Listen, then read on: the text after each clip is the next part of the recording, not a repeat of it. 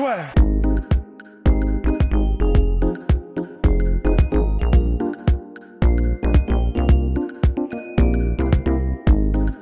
Bien. Ah, ça tourne là. Ben oui, Yes. le retour de l'enfant de Goussainville. Faut pas dire ça. Le retour de l'enfant prodige. Monsieur Berkane Strong, la Berkane, que vous avez pu lire il y a ça nombreuses années. Ah, il y a 1 an, 2 ans maintenant, je crois. Et qui revient pour une preview de la draft. Et puis comme on s'y connaît, on va faire un top 15, mock draft top 15. 2019, 2020, 2021. 2019 et jusqu'en 2021. Alors, pour cette draft, monsieur Pick One. Comme dirait notre ami David Stern à l'époque ou Adam Silver aujourd'hui, with the first pick, la sueur select Zion Williamson. Pourquoi? Mais pourquoi lui? Y a Plutôt pas- que RJ Barrett. Il n'y a pas photo, Zion Williamson, c'est le phénomène. Ok. Enfin, on va enfoncer des portes ouvertes. Oui. Et le mec, il est super jeune. Aujourd'hui, il est à 2 mètres, plus de 120 kilos. Et il va aussi vite qu'un athlète. Peut-être qu'il aura cette difficulté dans la NBA actuelle à trouver son périmètre. Ouais. Où on voit que les mecs s'étirent un peu plus. Ou peut-être que ce sera la solution pour faire changer la NBA. Aujourd'hui, les mecs défendent des postes 5, des Brook Lopez à 10 mètres du panier. Et aujourd'hui, je vois pas un mec capable de défendre un Zion Williamson entraîné, prêt pour la NBA. Et tu le vois déjà NBA ready? Parce que c'est vrai que Zion, je crois que c'est le joueur le plus lourd de NCAA. Et le seul joueur NBA plus lourd que lui, c'est notre pote des Clippers, le joueur le plus grand de la NBA. Ouais. Qui s'appelle... J'ai oublié son blaze. J'ai oublié son nom. Le pivot, putain. Mais si, le grand là. Surnom, Boban. Boban Marjanovic. Boban Marjanovic, Ouais. exactement. Donc voilà, Oui. donc Zion pour toi déjà NBA ready? NBA ready d'un point de vue physique, etc. Yes. Après, je pense, mais encore une fois, il l'a démenti et il a dit que c'était pas un problème pour lui, mais il va falloir perdre du poids. Ouais, exactement. C'est pas possible d'arriver d'être aussi. Puisqu'il est gros, en fait. Ouais. Il est plus que lourd, il est gros. Et donc, ça va être compliqué pour lui s'il garde ce poids-là, mais il va vite arriver en forme, etc. Après, les comparaisons, est-ce qu'il est aussi NBA ready que l'était LeBron quand il est arrivé? Oui, il faut se calmer. Sais pas. Faut se calmer un petit Ouais, peu. voilà, il faut attendre de voir des bêtes de la nature. On peut penser à Greg Oden aussi qui s'est vite pété. Ouais. Donc, ce que disait Scottie Pippen, d'ailleurs, c'est pas bête, hein, lui demande d'arrêter sa saison parce qu'il n'est pas à l'abri d'une blessure, etc. Ça montre que malgré toute la hype et tout ce qu'on peut ressentir, il y a encore beaucoup de risques, comme sur tous les joueurs, C'est pas ça. spécialement lui. Après, il a l'avantage, moi c'est pour ça que j'aime bien Zion, c'est qu'il est à Duke. Et il est à Duke avec d'autres dont on va parler prochainement, donc Cameron Reddish et RJ Barrett. Exactement. Donc en soi, il est avec 2 autres phénomènes probables top pick. Donc du coup, Coach K, il est un petit peu obligé de tous les faire jouer ensemble. Exactement. Et donc de pas les surcharger. Parce que c'est vrai que s'il était dans une team où il y avait que lui, comme un peu Ben Simmons quand il était à LSU, il y a peut-être ce risque de se dire le mec va être en surcharge et va arriver complètement flingué et peut-être donc se blesser. Ouais, Alors que là, franchement... mais complètement, mais après, il devrait arriver normalement. Je pense qu'il va arriver à Cleveland. Cleveland devrait avoir le first pick. Voilà, oui, parce que c'est aussi la question. Ouais. Il devrait défendre Land à nouveau. Ouais. Et Cleveland, c'est. Historiquement, on se dit qu'ils ont eu de la chance. À chaque fois, ils ont eu des pics très très hauts. Là encore, quand LeBron part, ils arrivent à récupérer Colin Sexton. Donc, si on fait la comparaison, à l'époque, ils récupèrent Kyrie Irving en 1. Et celui qui récupère derrière en 1, Cleveland, c'est un certain Anthony Bennett. On en parlait aussi de dire que c'était voilà, pour l'après LeBron, Kyrie, Anthony Bennett, ça va le faire, etc. Et c'est un peu ce qu'on entend avec Colin Sexton, Zion Williamson. Zion Williamson, ça n'a rien à voir avec Anthony Bennett. Clairement. Ça n'a rien à voir, c'est vraiment très au-dessus. C'est vraiment, Surtout quand Anthony Bennett, personne ne s'attendait à ce qu'il le prenne en first Exactement, pick. exactement. Personne ne s'attendait aussi. Il n'y a pas la même attente. Ouais. Mais encore une fois, moi, j'ai pas spécialement de doute. Mais il y a ce doute qui est pas par rapport à lui, qui est par rapport au poids du first pick de la draft. D'accord. Après, Moi, je pense qu'il pourra d'autant plus dans une franchise comme Cleveland où il n'y a personne, tu vois. Il ne Ouais. sera pas obligé de partager. Il y a certes Kevin Love, mais bon, Kevin. on n'est pas sûr on ne sait pas de quoi demain est fait.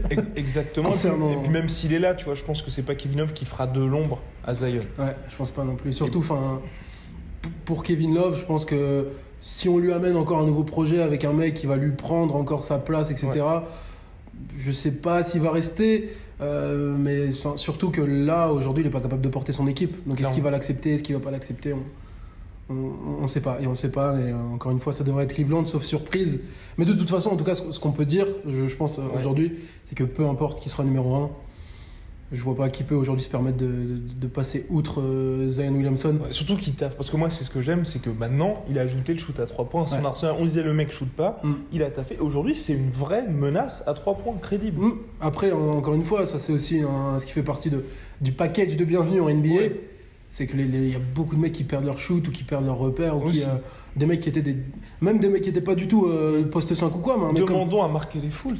demandons à marquer les foules, ou même demandons à Doug McDermott, Oui, qui aujourd'hui. Ton gars sûr. Oui, Ton gars sûr. j'avais beaucoup de Doug McDermott, j'avais beaucoup de. Et il y en a un autre, son nom m'échappe, je crois qu'il joue à BYU là, ou alors c'est Doug McDermott, mais des mecs qui étaient des shooters, des machines à shooter, et qui, une fois que tu te retrouves avec des mecs qui ont la longitude de bras de Kevin Durant, bah, c'est une autre histoire de shooter là-dessus. Donc pour l'instant, Zion, first pick, on ne vous apprend rien. Ouais. Deuxième, qui est, de manière assez surprenante, le meilleur scoreur de Duke, Ouais. RJ Barrett, qui est RJ peut-être Barrett. aussi le meilleur, meilleur joueur, ouais, peut-être. pour moi, c'est le meilleur Hein joueur de basketball Ouais.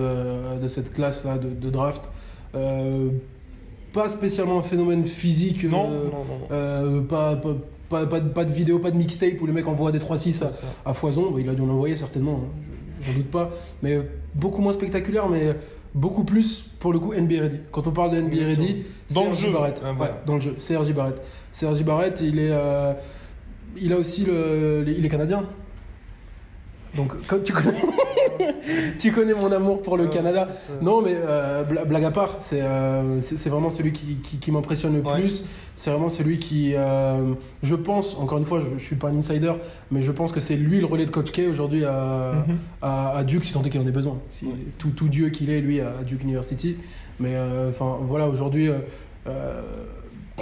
que tu sois pick numéro 2, pick numéro 1 à la draft, t'as toutes les chances de reconstruire ta franchise très tranquillement avec ces mecs-là. Parce que tu as du playmaking, tu as du shoot, et puis tu as des grosses actions. Exactement. Ça aussi. Et surtout, Exactement. moi, ce que je trouve très bien avec RJ Barrett par rapport à Cam Reddish, dont nous parlons sûrement plus tard, c'est que le mec est extrêmement fiable. Ouais. Si t'as pas de match sans. Pas de trou d'air, Et ça, exactement. franchement, c'est super. Exactement. Déjà, enfin, surtout à ce niveau-là.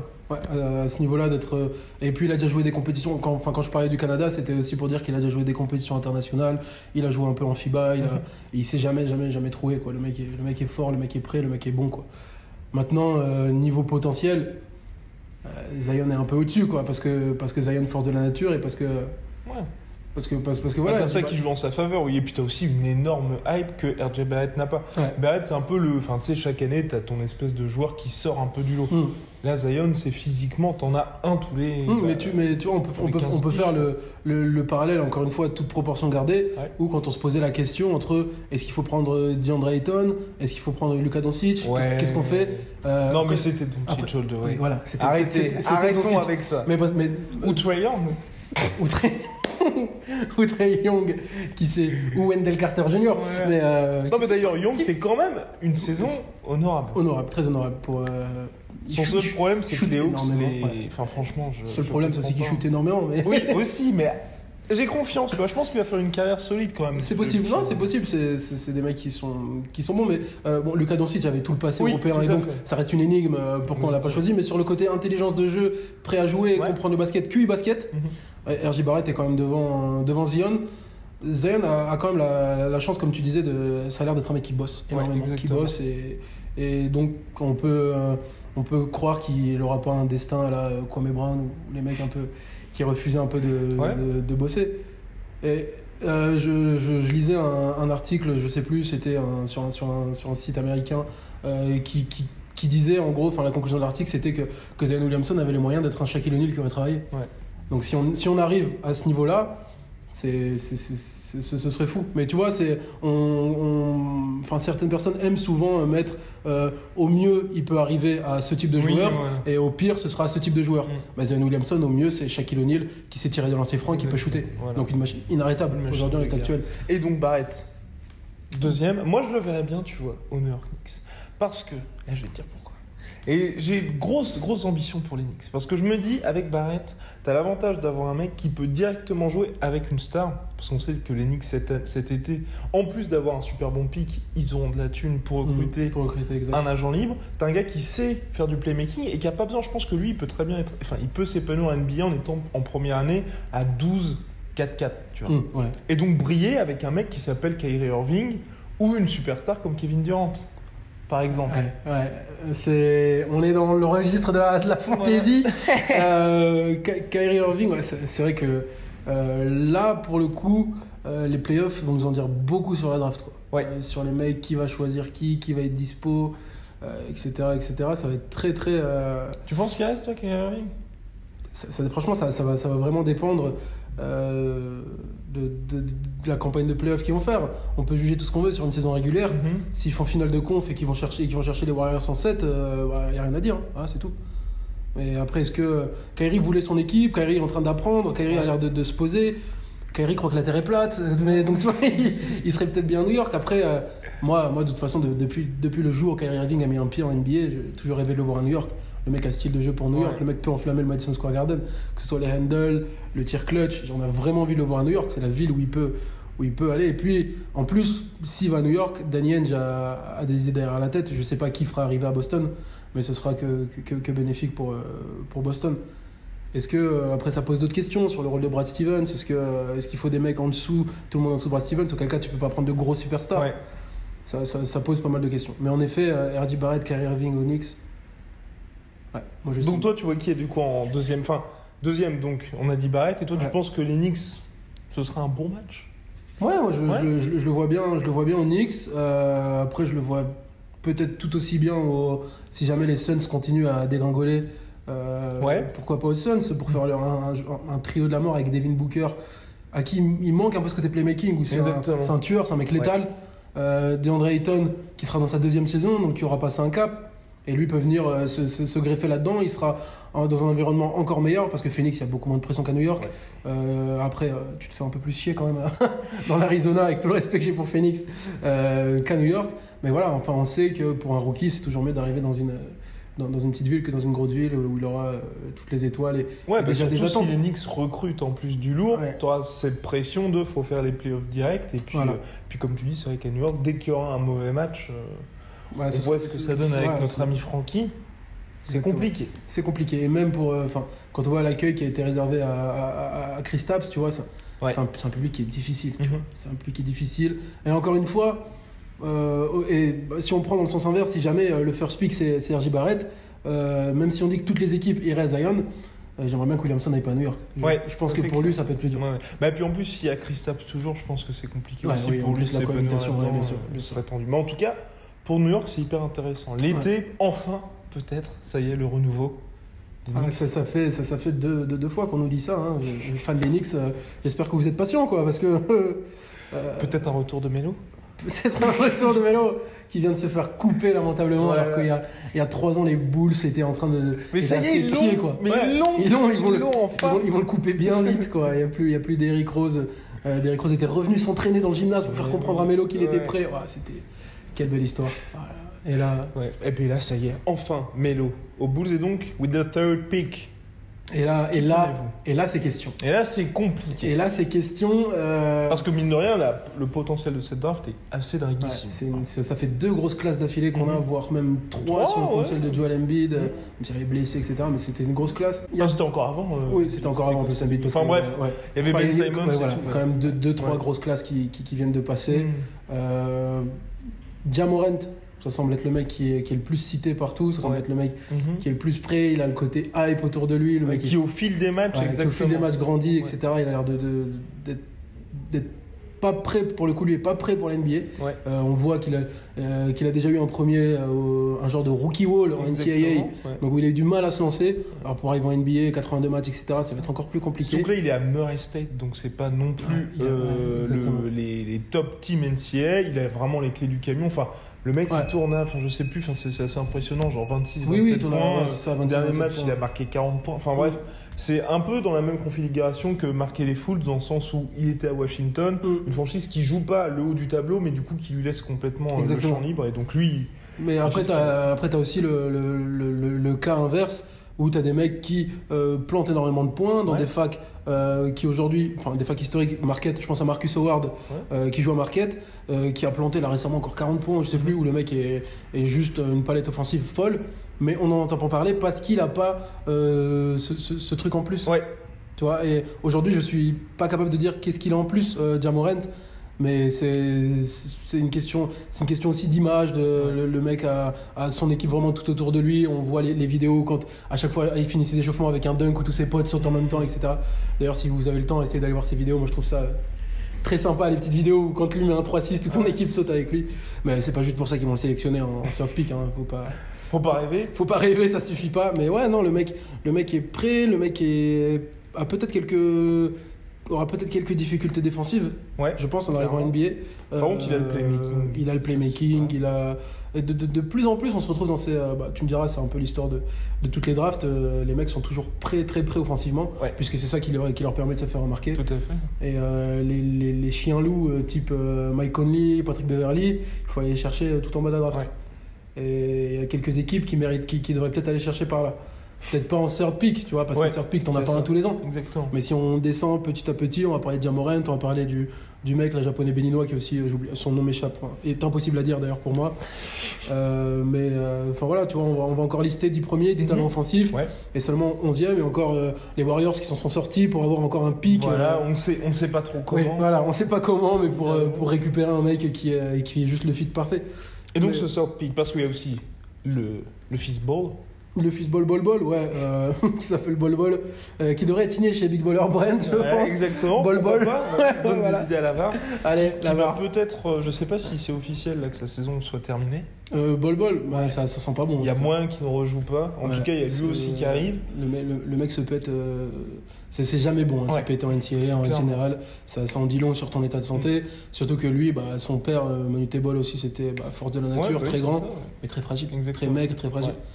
Si Zion Williamson pouvait lui envoyer 20-30 kilos. Voilà, pourquoi pas, par chronopost. Ouais. Et il y a aussi Cam Reddish. Donc Cam voilà, Reddish. enfin, donc le troisième larron de Duke, qui lui en fait était aussi arrivé avec cette hype au début, et là on le voit beaucoup moins parce que gros problème de tir en fait.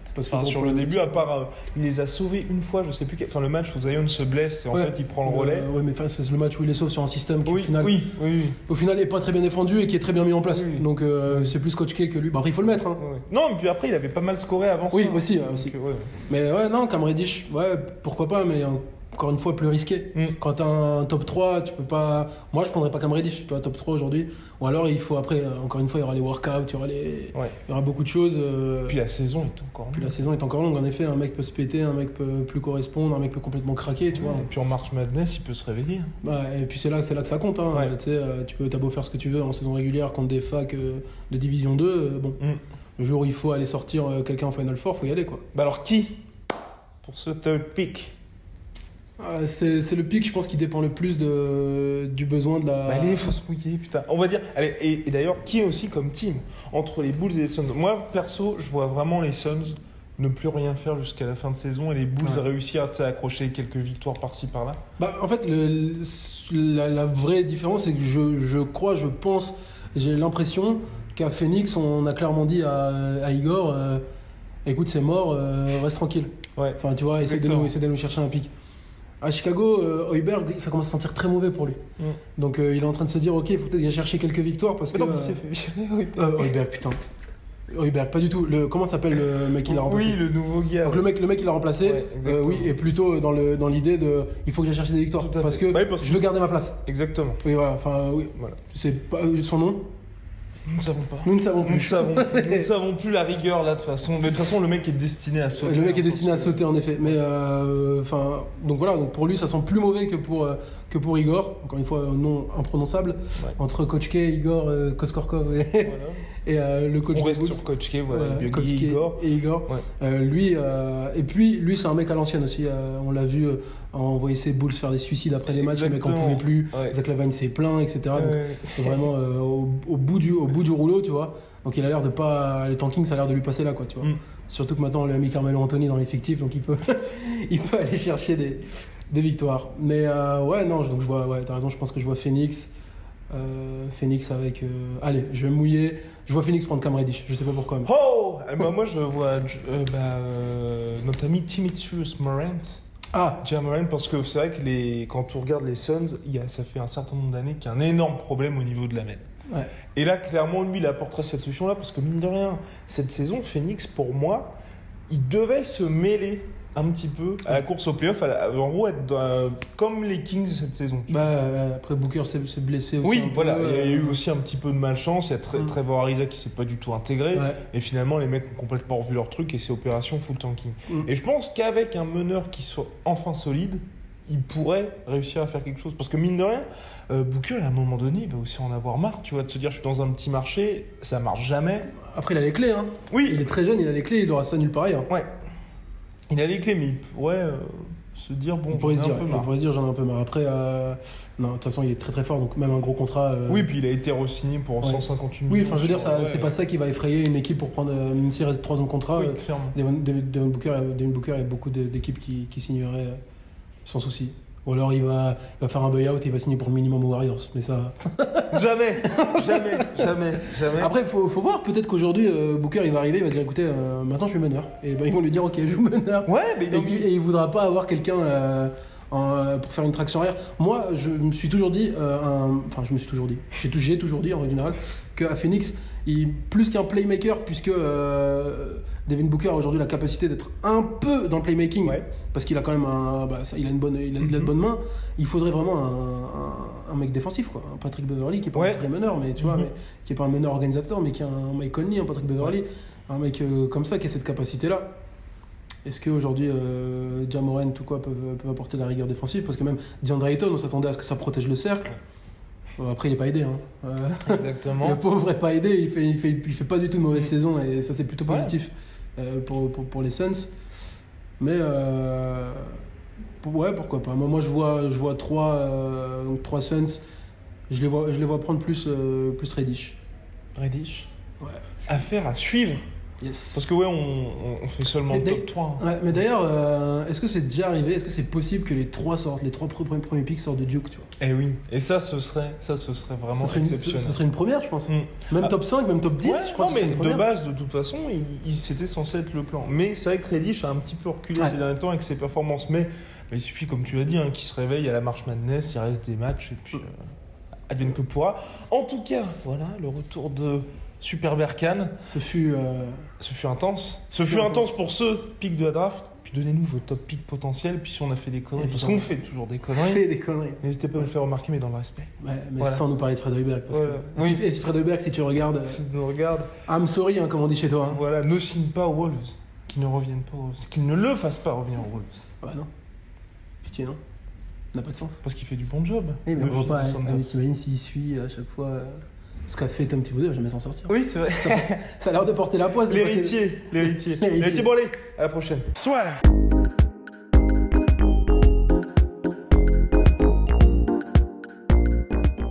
Formidable.